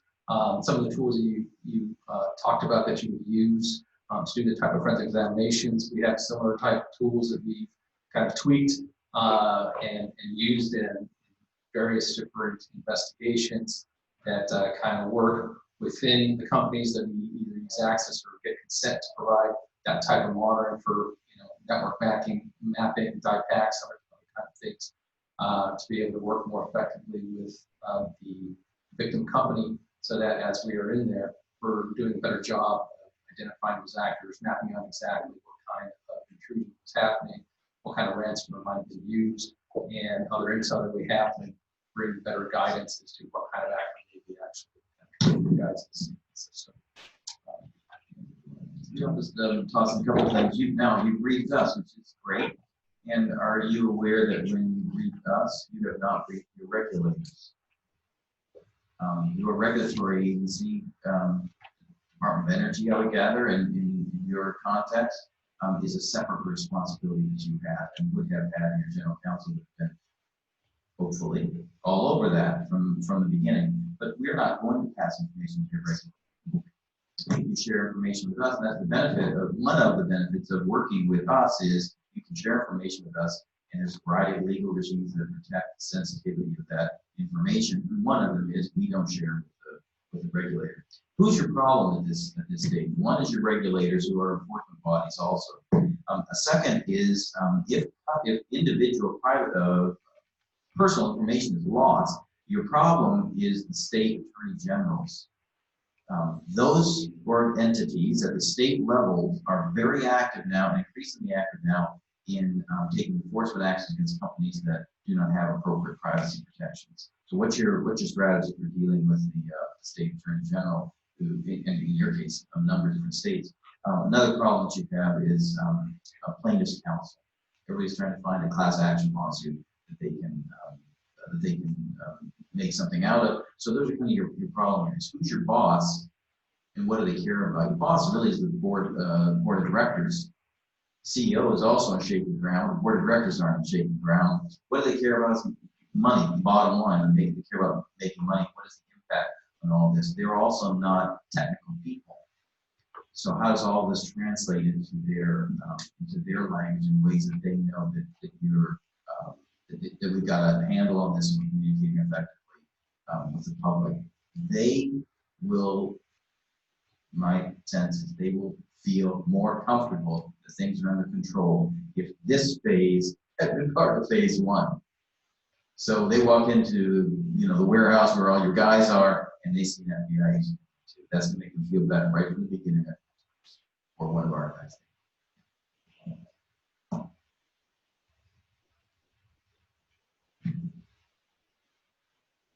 No bell. Can I use that to ask one question about bringing the FBI in? Is that something that should happen after the backdoor is found, or do you need evidence of something more than that? Does it wait until the ransomware is there? The ransomware is there, then you bring in law enforcement, or how soon does that happen? I mean, I would say there's nothing wrong with immediate notification of that. Just because it allows us to make an initial intake assessment, we can work with you guys to see what are you guys experiencing. And again, in this scenario, but also in real life, we may already be looking at different actors already targeting different sectors. And so we may be able to then identify, okay, those other actors that we're looking at will looks like we just have notification that they may be going after a different company, et cetera. So there's nothing I think that would be of any kind of harm to you guys, because we're going to treat your information secure privately. We're going to work with the company. You're treated as the victim. So you're in our situation. The victim model is we're trying to protect you. We're trying to protect your critical assets. We're trying to make sure that we're not being attacked. At this point, we don't know who it is. We don't know if it's a nation-state actor, we don't know if it's hacktivist, we don't know if it's a terrorist organization, we don't know if it's just a criminal organization. The scenario kind of has different flavors of everything there. So you could really come into us. We could help try and narrow that down and work with you guys early on before it becomes a problem. if you're listening to your CISO for many months and years, things she's been trying to tell you, you've been a member of InfraGard. So you already know, and you know him by name, and she knows she's got his cell phone, so she has a cup of coffee with him every 60 days or so, and just touch base. So it doesn't have to be that you have an incident. You tell them we caught a few things. What do you think of this?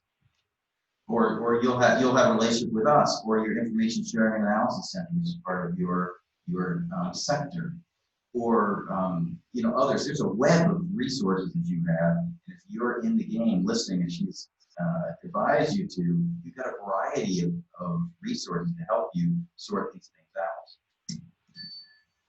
Now we do that. Because I knew that John was going to ask a question. Okay, last phase, system recovery and new discovery. While Acme is collecting evidence from the FBI on the gas network data leakage, possibly tied to the backdoor and equipment from a critical infrastructure company, the systems from the ransomware attack need to be recovered. Platforms. After careful investigation, the platform's risk assessment and COAs resulted in a multi-phased approach to rid the network of the ransomware while abiding with local and national laws. Acme made the decision to reject the ransom demand. Response. The planned equipment upgrades were accelerated where possible, within the limits of the manufacturer. 2 of the victim locations were transitioned to the new hardware, one within 2 weeks and the other within a month. This being the safest option, the team had mitigated risks after completing accelerated tests on an existing site that had already been upgraded. This left 2 sites in which Acme had to provide risk assessments on paying the ransomware versus the staged upgrades with the possibility of downtime and reinfection. The platform control room workstations were re-imaged with clean copies, and configuration files from the backup were used to recover the prior state. The team had disconnected the subsystems from the master control room while the collective platform was monitored as best as possible from one of the subsystems. Finding from the post-mortem. The FBI and DHS have been actively engaged, providing guidance on IOCs to monitor. The team has identified some additional IOCs based on related activities discovered inside the ARC network. The team has discovered that the traffic the FBI identified is not only sourced from the initially identified platform systems, but also from additional systems that proxy traffic through the gas systems that appear to be the source. This infiltration is much larger than first expected. Several of the first systems have files that were hidden by assigning them legitimate but rarely or never used program names. They appear to be a part of the malware used to infect the systems. Additional files appear to be tools used by attackers. IOCs did not directly help identify the files as it appears the tools had been compiled specifically for this attack. The hidden files were identified as lacking proper hashes and therefore not part of the standard image or system-generated files. Now that the team has the files as additional IOCs, they need to determine the full scope of the attack in terms of the affected systems. They use a management system to identify which systems contain these hidden files and catalog them, but still have not taken action as the FBI and DHS are keeping the team in the mode of discovery to fully assess the attackers and see if they can figure out the attribution to a known or new threat actor group. The hidden files are extracted from a system, copied bit by bit as to preserve the evidence for reverse engineering. A copy has been made for the team to learn more about the attack with the assistance of the FBI. The team has been monitoring the exfiltration of data to observe what files were of interest to the attackers. A full packet capture was installed at the ARC as it was not a current capability prior to the FBI and DHS engagement. Although this has been useful to see packet header information and some signaling data, the proxy information captured has been limited to captures of encrypted streams to the data hosting providers. The hosting providers have recently upgraded to TLS version 1.3, eliminating the possibility of passive interception with decryption. This means for packet content, they can only read headers or deduce fingerprints of encrypted traffic. Otherwise, they need to be able to access points of origination and receipt. To obtain the data in clear text, the systems that are used as proxies have been the most valuable source of information, as the files are briefly stored on those systems prior to being sent to the external storage providers. In a few cases, the team was able to copy of the files from the backup systems without the attackers noticing their activity. The team has a big problem, since the systems that were the source of the compromise are connected to NG customer locations. The usage, billing, and customer identification codes have all been found in the files exfiltrated. The bill rate varies by usage and by contract, but has never been disclosed beyond each individual customer. The team also needs to figure out how this information is being used. To date, they have not found files that have been exfiltrated that contain the mapping of the actual customer to the identifier. Although skimming and redirecting funds may be possible from the other information gathered, the analysis currently shows that the information may be solely used for purposes of understanding usage patterns. The team suspects the purpose is likely to conduct outages through the Acme product networks at times that will impact customers, including the airport, when it would be the most detrimental to the highest number of people. The FBI and DHS recommend that the team solidify recovery and remediation plans now that the information gathering has been successful and the malware has been examined for additional information on the threat actors. Based on the new findings from the postmortem, the team has now to conduct a forensic investigation to collect forensic data, extract the incident evidence, analyze forensic evidence, and produce a briefing report that will be shared with the CEO and board. We are listening. All right, who's still with us? If not, there's a section afterwards, you're gonna be okay. So before we get to that, I'm gonna break down 3 components. I'm gonna tell you who did it, what they could do about it, and then what we're gonna do about it moving forward. So the first concept I'm gonna introduce to you is the cyber kill chain. So the cyber kill chain is a series of steps that a threat actor is gonna have to do to compromise the system and then achieve their objective. So this framework can be used to analyze a cyber attack and then combat a cyber attack as well. And oftentimes, we mentioned this earlier, threat actors can be nation states or they can be state-sponsored groups. And here on in, we're gonna refer to them as APTs or advanced persistent threats. So when we break down the cyber attack in the reconnaissance phase, you can see that they targeted the oil and gas industry.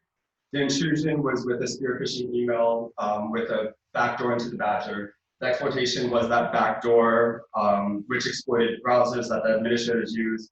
The privilege escalation and lateral movement was compromising the user accounts in the Acme regional control and using that to access other user accounts. For the obfuscation anti-forensics, that's where the ransomware comes in because it encrypted logs. It prevented legitimate users from being able to access the controls, access the logs, and be able to do forensics. And then denial of service was locking us out of the subsystems and stopping our production. And then finally, step 8, which is the exfiltration of data. And so in phase 4, you learn that the IP addresses that the data is being sent to are in Russia, and you know that it's being sent to during the business hours in Russia. However, during this analysis, we compared all the characteristics of this attack, and we compared it to all of the aggregated data that we have on every APT, every known APT out there, and we find something very interesting. So what came up and what populated as a high match was Iran. Recently, Iran has conducted over 200 cyber attacks on the oil and gas industry with spear phishing emails, with malicious code that installed a backdoor and installed some sort of wiper, malware, or compromised the systems, or potentially even exfiltrate the data. And the motive was often to increase or to leverage that attack to increase their national interest as a supplier into the market. So although the data was being sent to Russia, we have a high confidence that Russia used Iran as a proxy or collaborated with Iran to be able to do this cyber attack and compromise our network. But then further than that, the data being exfiltrated can lead to another attack on critical infrastructures because the information that they pulled is highly useful and is very relevant. So the next concept that we're going to go through is how vulnerable our critical infrastructures are. So one characteristic that makes them vulnerable is how interdependent our critical infrastructures are, meaning that one critical infrastructure often performs services or functions to other critical infrastructures. And to do that, oftentimes their systems are very interconnected. And the next slide I'm going to show you is an example and an illustration on how interconnected those systems are. So as you can see down here, we have our natural gas, and you have SCADA communications that go through, and you have all of these different systems that connect these critical infrastructures. According to Department of Homeland Security, between 2013 and 2015, there were 796 cyber attacks on our critical infrastructures. And of that 796, 40% of them penetrated the interior network of the company. And then even further than that, just outside of the United States, there was, in 2014 alone, 160,000 cyber attacks on SCADA devices and networks just like ours. So this is a huge issue. And since we knew that the spear phishing attack targeted our supplier, and from that they were able to compromise our network, we can assume that there's a possibility that if you compromise one critical infrastructure, you can use those connections to laterally move and compromise other critical infrastructures. There was a NotPetya attack that you might be familiar with or have heard at some point.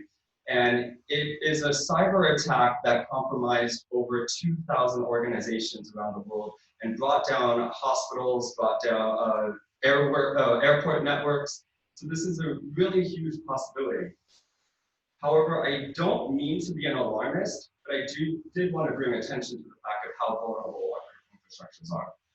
So the next point that we're going to talk about is what we as Acme employees are going to do about it as a lessons learned moving forward.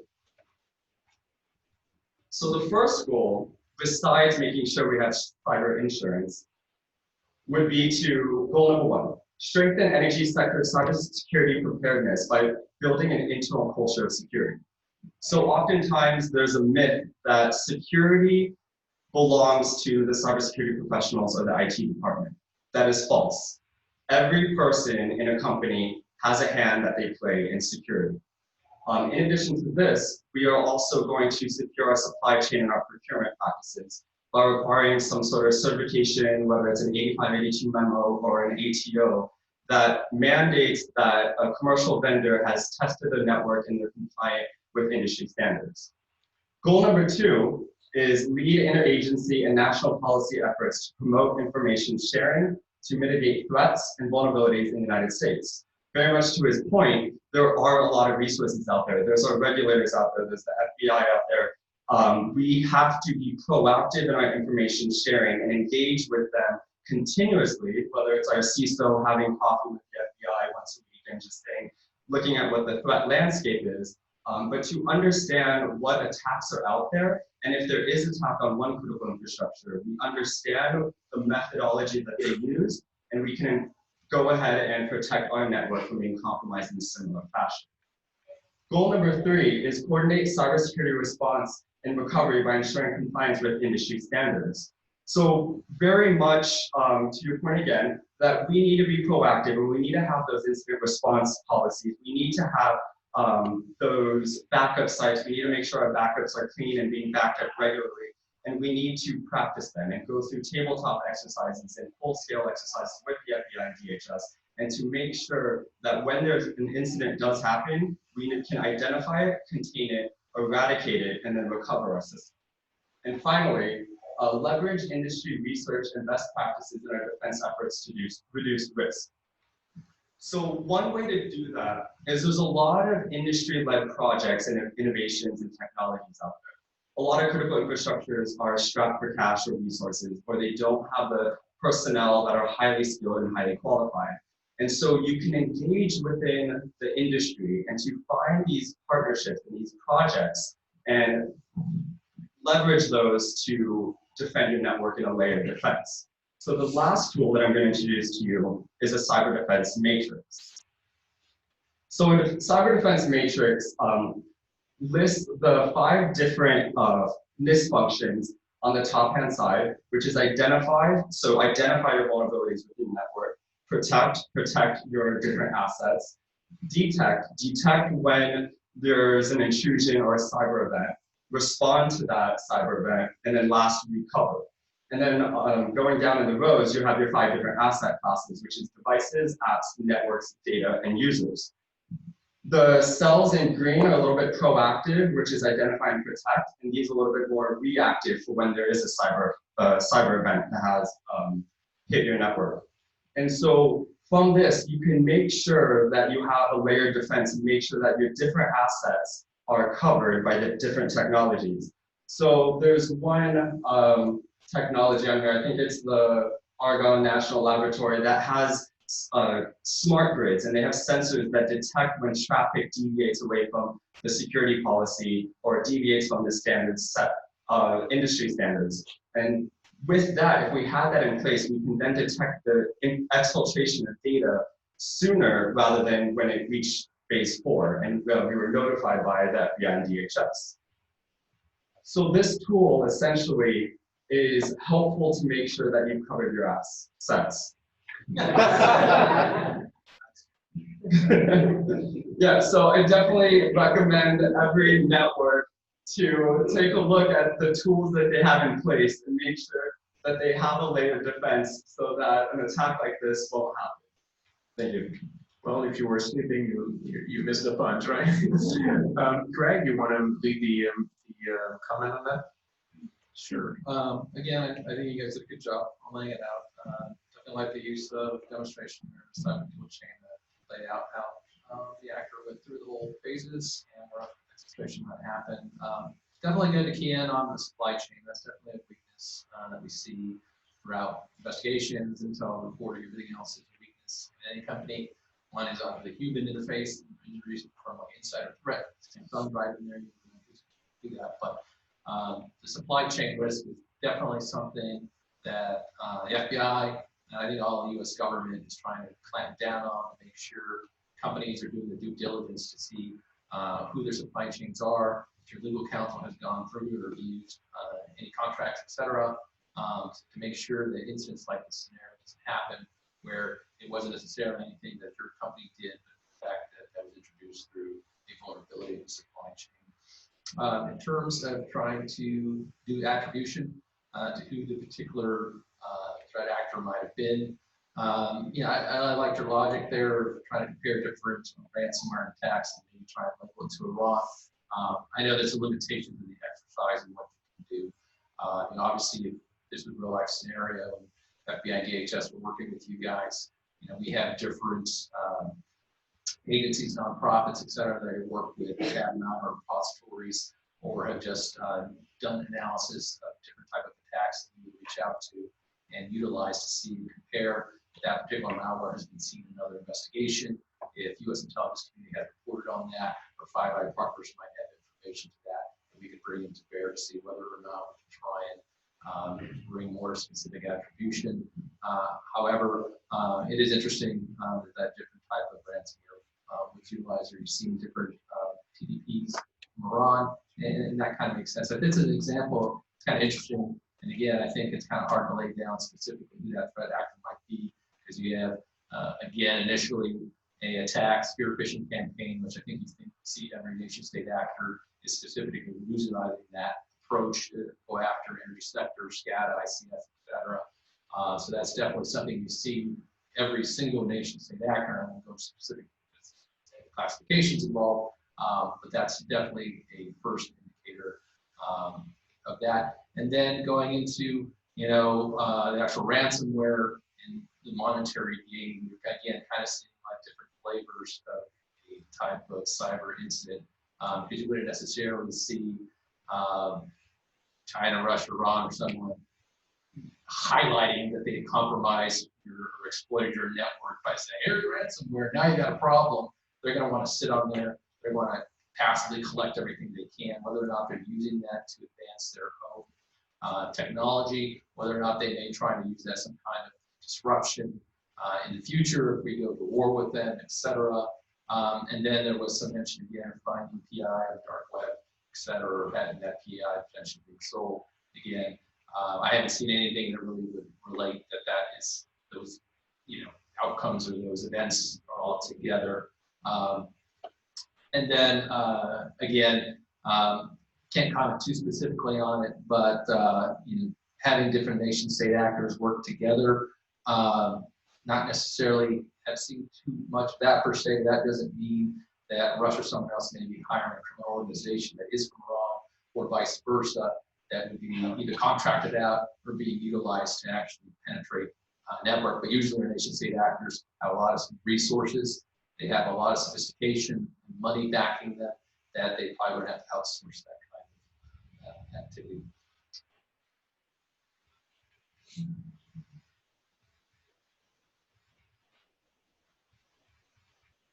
Dan, if you want to jump in. One thought we were thinking, in the problem here was a phishing attack, and we've started to reach, I think a lot of us started reaching the conclusion that assume it.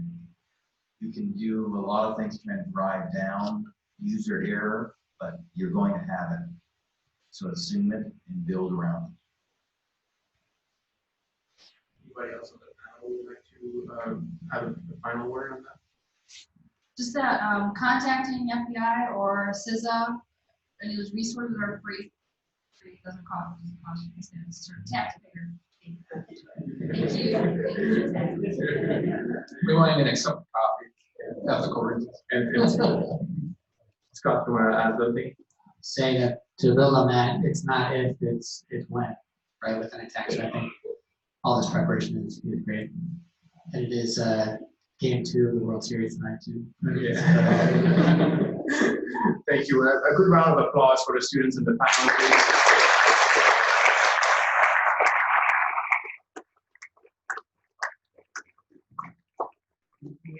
A little bit of time, we've been able to catch up, and we've been able to under-delay everything. So just wondering if anybody from the audience have a question. Yes. We see the bios. Yes, well, we'll put that, yeah, good point. Yep. My name is Sheikh Mani. I'm a grad student and program. I'm doing an MBA in cybersecurity. My question is related to the forensic aspect. I realized that the tool that we use for the forensic, we didn't really hide it, but I didn't see any. I saw that you use Wireshark, Splunk, and so on. But I know in a forensic discovery area, a lot of forensic examining autopsy, pull out more information.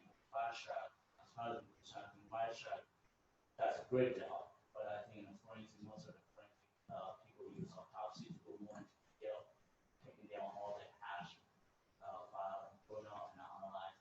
So that's one of my questions. I realized that you didn't use autopsy. Is there any reason you didn't use autopsy on network mining? So for the protocol, a lot of the things out there kind of achieve the same function. Okay. Not the same. The only tools required. For example, I mentioned on the economic mine. That doesn't split them. Okay. Both of those things. So there are different options. Thank you. Another question? Yes, Woody. Hello, my name is Sandra. I am a junior assessor. I'm learning more about cybersecurity attacks, prevention, detection. So one of the recommendations I got here late. One of the panelists was to hire a third party to actually perform the assessment, So I would like to ask, what are the criteria, the requirement when hiring a third party company to perform the penetration testing, vulnerability assessment of malware, ransomware analysis and research? So what are the criteria those organizations need to look at? Is that, Danny might want to get probably some more intelligent comment on that, but one of the things we recommend again is you look at it from a forensic examination, chain of custody, being able to do good preservation and collection of data. If you're hiring a third-party company to come in and do that for you, if you don't have the resources, and again, you should be engaging your legal counsel on that to make sure that they agree with it. But you want to have a third-party examiner that comes in that can essentially be able to provide the results in a good fashion. And panel, students actually talked about the importance of preserving that evidence in that chain of custody so that the FBI comes in, et cetera, that we have confidence in how that information was obtained, preserved. They did good documentation of the steps that they did in order to reach their findings so that we can pick up and either join in that examination or have a good understanding of how it was reached. Thank you. You want to add something, Dan? I was going to say, I believe the way that it works is that in advance, you hire a law firm who will manage this type of incident. That's because you're a lawyer. Well, yes. It's also because of the attorney-client privilege. You want everything that's happened in your work to be protected by attorney-client privilege. That's the other reason. But yes, that's because I'm a lawyer. But my point is, you bring in somebody that you trust, and they have 2 or 3 or 4 companies that they've worked with in the past, and they can give you an assessment that you get to know them in advance. You don't want to be interviewing that company. You know, if this happens on Tuesday and now, okay, Thursday afternoon, let's get some interviews. That's not the place you want to be. Yeah, good point. And just by the way, what you witnessed tonight as a scenario, it's only 5 modules or phases out of 14. So interesting question, because it's part of one of the phases, you know, at a later stage where students have to come up with a series of criteria to hire a third party that can help them to clear that up and so on. Of course, it comes too late. They should have been prepared, you know, like it's a given, but that's interesting. So again, thank you very much for attending. I think we owe them another round of applause.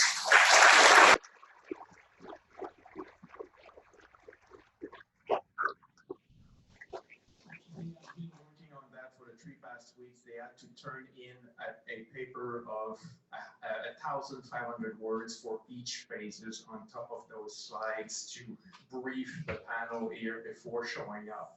So they put a lot of effort in that, and we are very grateful. I hope you liked it. I hope that you learned something throughout this simulation presentation, and we hope to have more discussion with you upstairs. We have a reception that is sponsored by Sila Solutions Group. Thank you very much, and thank you for coming.